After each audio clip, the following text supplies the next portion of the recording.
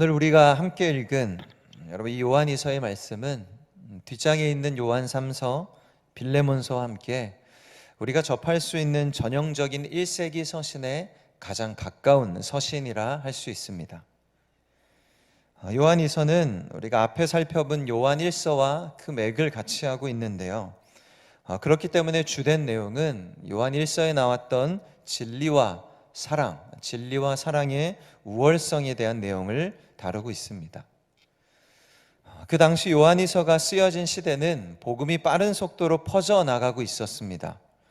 그리스, 로마 세계 전역에 가정교회들이 우후죽순처럼 생겨났습니다. 그 모임 안에서는 사도들의 글이 널리 읽혀졌습니다.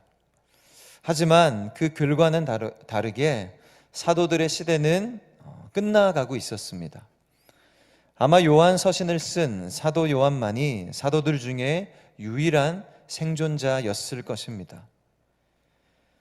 사도 시대가 끝나가자 각 교회의 철저한 관리는 어려워지게 되었습니다. 그리고 그 시기에 많은 설교가들 또한 전도자들이 점점 증가했는데 여러분 그들의 증가는 교회의 혼란만을 야기했습니다. 왜 혼란이 그 시대에 왔냐면 그들이 전하는 메시지, 설교가들, 전도자들이 전하는 메시지가 이전의 사도들이 전했던 그 복음의 메시지와는 일치하지 않았기 때문입니다. 어떤 이들은 사도들이 전한 이 복음의 메시지가 세련되지 못한 것인 양 폄하하면서 자신들이 전한 말씀이 더 우월한 것처럼 주장했습니다. 또한 어떤 이들은 구약 성경의 메시지를 다시 조명하면서 율법의 순수성을 이야기했습니다. 예를 들면 초대교회의 사도 바울과 유대인들 사이의 논쟁의 화두가 되었던 그 이 할례와 같은 의식으로 되돌아가고 싶어하는 마음이 그들 안에 있었습니다. 여러분 이러한 여러 의견들이 사도들의 영향력이 사라지자 여기저기서 터져 나왔습니다. 여러분 이러한 상황에서 사도 요한의 마음이 어떠했을까요? 아마 그 안에 많은 고민이 있었을 것 같습니다. 그의 고민은 어떻게 하면 이 어린 교회들을 참된 믿음 안에서 굳게 세워갈 수 있을까? 또한 어떻게 하면 지금 분란이 있는 또한 혼란이 있는 그 교인들이 나뉘지 않고 서로 화합하여 하나 될 수 있을까? 그러한 고민이었습니다. 바로 이러한 고민 안에서 오늘 본문 이 요한이서가 쓰여졌는데요. 여러분 이 고민은 단지 그 당시의 것만은 아닙니다. 오늘날도 여전히 참된 믿음 안에서 세워질 교회가 분명히 있을 것이고요. 또한 무엇보다도 교회는 진리 안에서 하나된 공동체, 이 하나됨을 지켜야 하는 공동체이기에 이 메시지에 우리는 귀를 기울여야 할 것입니다. 우리 함께 요한이서의 말씀을 함께 살펴보겠습니다. 먼저 우리 본문 1절 2절 말씀, 우리 1절 2절의 말씀을 보겠습니다. 장로인 나는 택하심을 받은 부녀와 그의 자녀들에게 편지하노니 내가 참으로 사랑하는 자요 나뿐 아니라 진리를 아는 모든 자도 그리하는 것은 우리 안에 거하여 영원히 우리와 함께할 진리로 말미암음이로다. 아멘. 여러분 우선 1절 초반에 장로인 나는, 여러분 이 말은 사도 요한 자신을 뜻하는 말입니다. 이 사도 요한이 편지를 쓰면서 그 대상을 이야기하는데 그 대상을 누구라고 이야기하냐면 부녀와 그의 자녀들에게 내가 편지한다라고 이야기하죠. 여러분 여기서 부녀와 그의 자녀들은 어떤 특정한 사람, 특정한 대상을 지칭하기보다는 예수 그리스도의 몸된 공동체의 교회 또한 그 각 성도들을 이야기하는 것입니다. 모든 성도들은 예수 그리스도 안에서 한 형제요 자매이기 때문에 바로 이 부녀와 자녀들이라는 단어를 사용하면서 더 친숙하게 표현한 것입니다.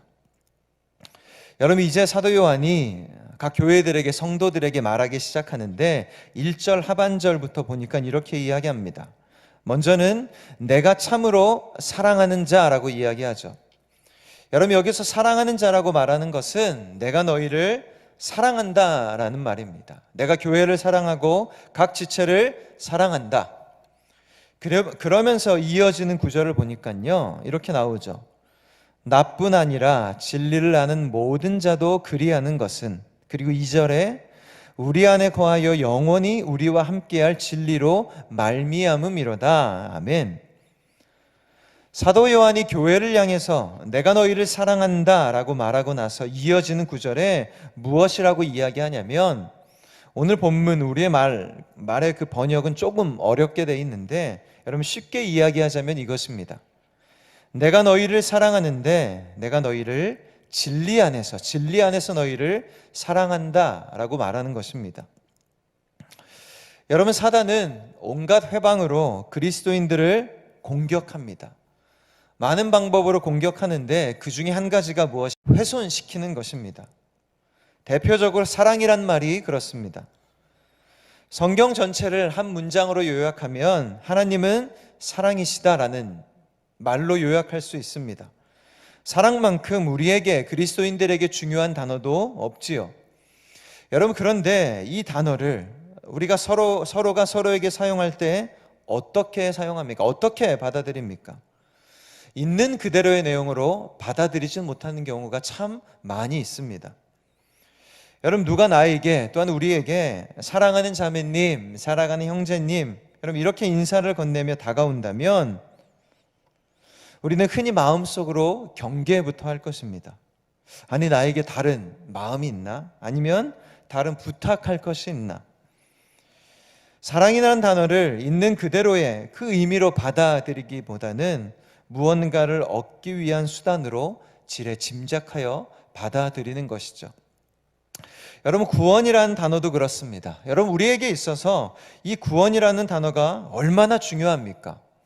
여러분, 그런데 이 단어를 이단들에 의해 훼손되었고, 여러분 그 의미가 좋지 않게 사용되는 경우, 또한 그 의미를 예수를 믿지 않는 자들이 좋지 않게 받아들이는 경우가 얼마나 많이 있는지 모릅니다.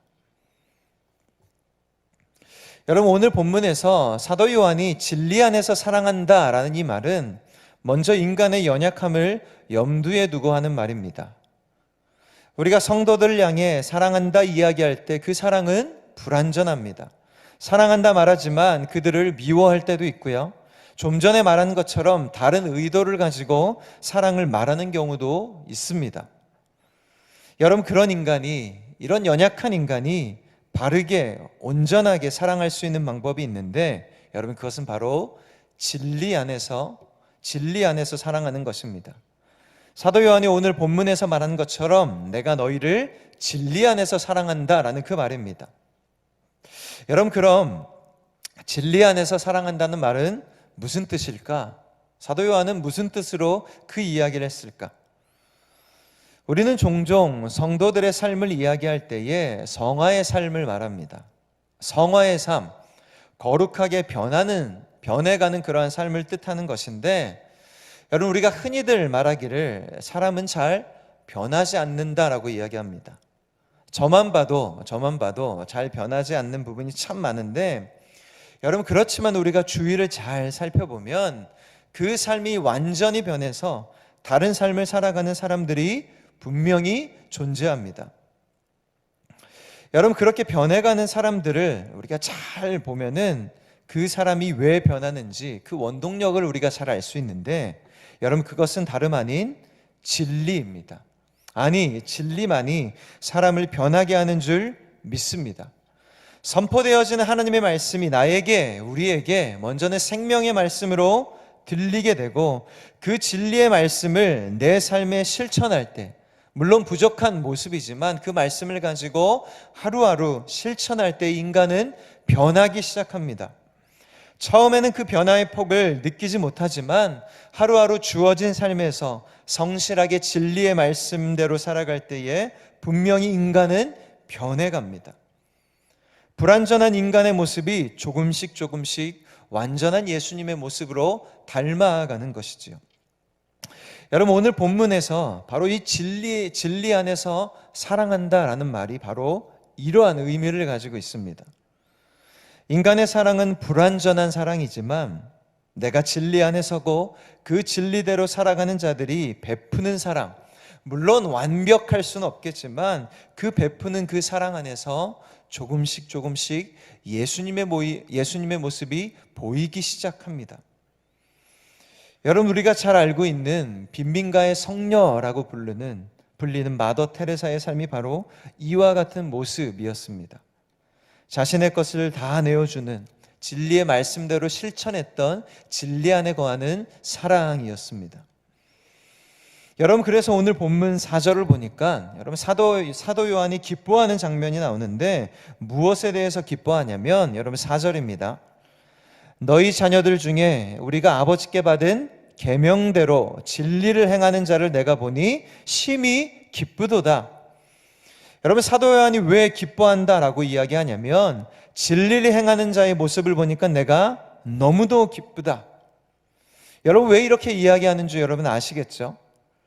온전한 사랑을 이룰 수 있는 근거가 진리 안에 있는 것이고 그 진리를 행하는 것이기 때문에 그대로 따르는 자들의 모습을 보니까 너무 기쁜 거예요.